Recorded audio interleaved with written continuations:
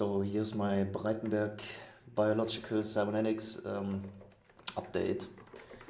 That is a vehicle,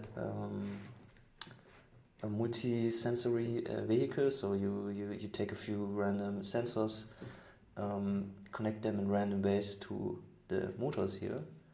And I made a little bit of an environment now with sort of here random temperature bubbles. This is random. I call it oxygen, and this I call food or something. So basically, he has smell detectors for food now, and smell for oxygen, and he has basically a ray detector for these light sources here.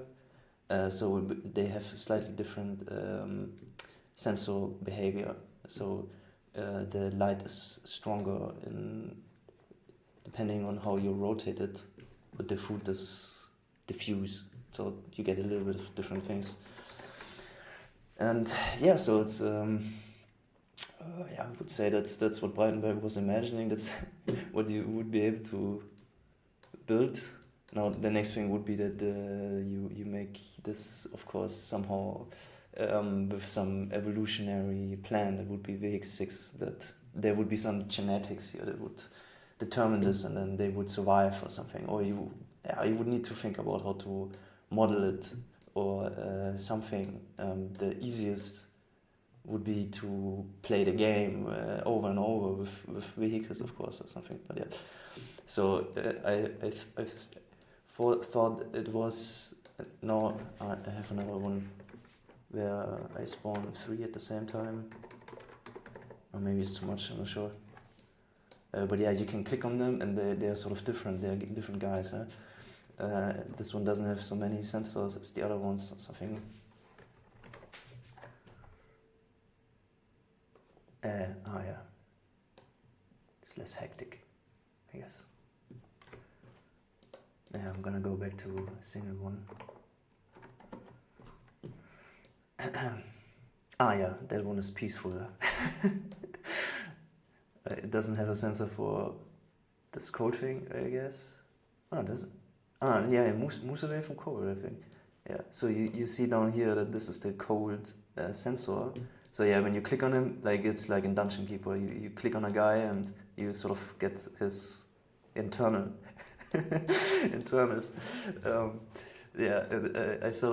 I love this, how these things are rotating this way, and I was sort of imagining, hey, if you take a snapshot here, it's a little bit as if you take a snapshot of his mental state.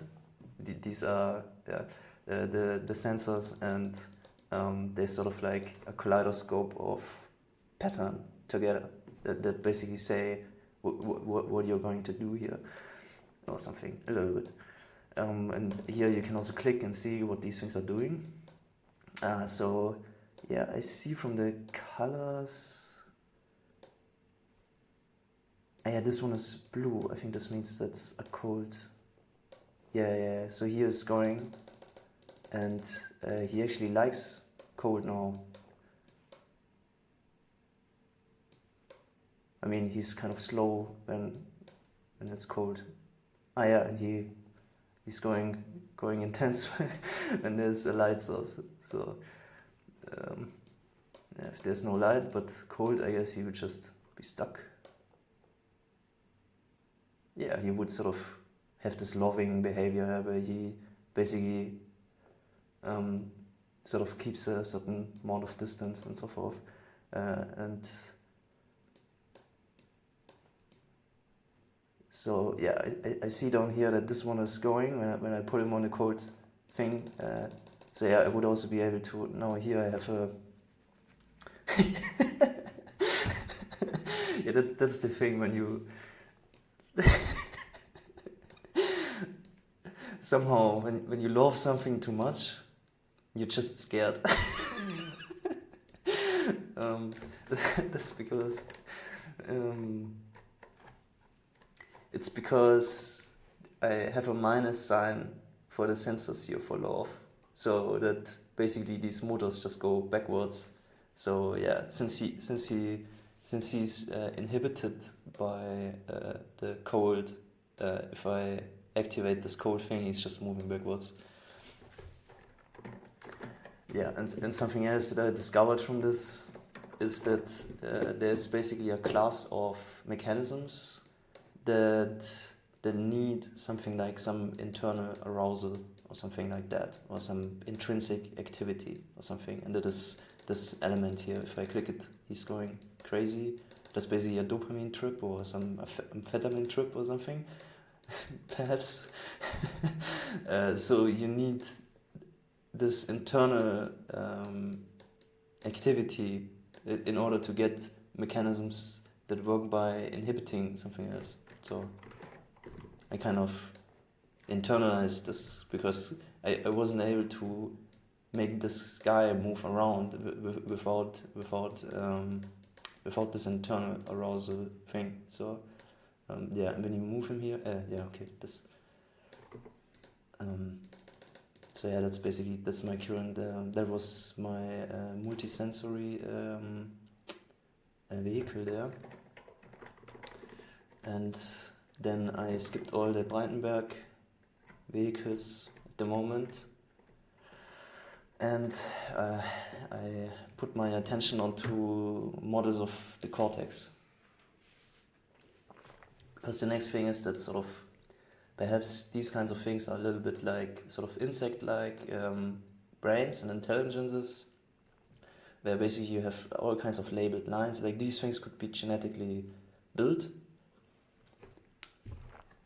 and yeah, you also see, in principle, this is basically the neurophilosophy, one of the neurophilosophical steps that is sort of at the bottom of what I think is relevant is when you have sensors and motors or sensors and effectors, it is that you have the connections between these things, and these connections, they are what we can afterwards label the meaning of these. And if you have many elements, like in cortex or something, like when he comes with the threshold devices, logic, and now I make a network of many of these logic gates or something, and then later I have these are feature detectors, these are sort of special shape detectors, more detectors, cellular automata kind of theory things. This one is heavy in theory, this one is the thought pump, which I will talk about later, foresight. That's the idea that you can build a prediction machine and it would be perhaps useful. I'm looking for the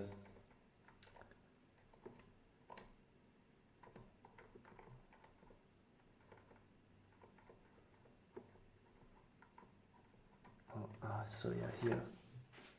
So Braitenberg also already imagined that you put together these big elements, like many elements and so forth, and the way that you connect them, you get high dimensional. In this case, 4 dimensions, so slow dimensions. But yeah, like later on, you can imagine that if I have many elements, it's kind of easy. Like you see, it's easy to make a 4-dimensional cube. You simply basically explode the dimension at each node, kind of. Now you can imagine like being a mouse that runs on these wires or something like that, and you would basically move around in 4 dimension. So if I'm an element here, I mean something in sort of a 4-dimensional map now, something, because the meaning is whatever my wires are. That's my idea. That basically from the connections, the meaning is being created, or the meaning is what the connections are. If the meanings are something high dimensional, then that is what the meaning is, something high dimensional. So that would basically be the basic thing for something like Cortex, because you have so many elements. Perhaps it's basically making high-dimensional maps of things, situations in the world or something, for instance, and then the activity means whatever you are in this high-dimensional space or something.